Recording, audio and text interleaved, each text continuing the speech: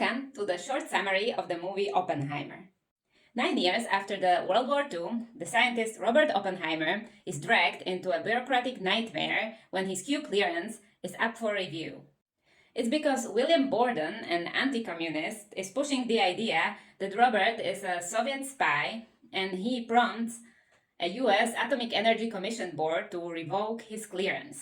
So Robert loses his influence in US government concerning atomic energy policy despite being labeled as the father of the atomic bomb.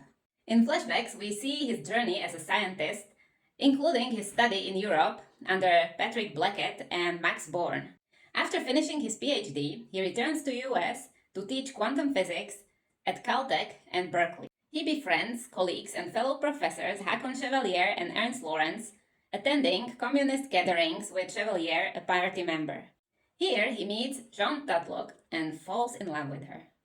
Their relationship is on and off, and it ends when she dies during the war years, not clear if she's been assassinated or she killed herself. When Germany invades Poland, Lawrence advises Oppenheimer to increase his ties with the communists so that he can be part of the Allied World War II effort. Robert is approached by Leslie Groves, the director of the Manhattan Project, to lead a secret US initiative to create an atomic bomb. So Robert suggests a facility in Los Alamos in New Mexico where they start to build a new town and a laboratory. Scientists from all over the US come to work here. First, Edward Teller suggests that an atomic explosion could lead to an uncontrollable chain reaction destroying the atmosphere, but his theory is disproven. Einstein suggests to Robert to share his catastrophic findings with Germany so that no side would continue to develop world-ending weapons.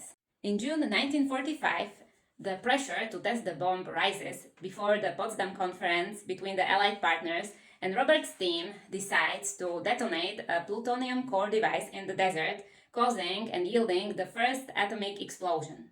Robert becomes a hero, but he's immediately cut off the information about how the bomb will be used. 2 bombs are dropped on Japanese towns Hiroshima and Nagasaki, ending the war. Robert struggles with guilt when learning about all the destructive effects of the bombs. He suggests to close the facility in Los Alamos, but this is not welcomed by President Truman.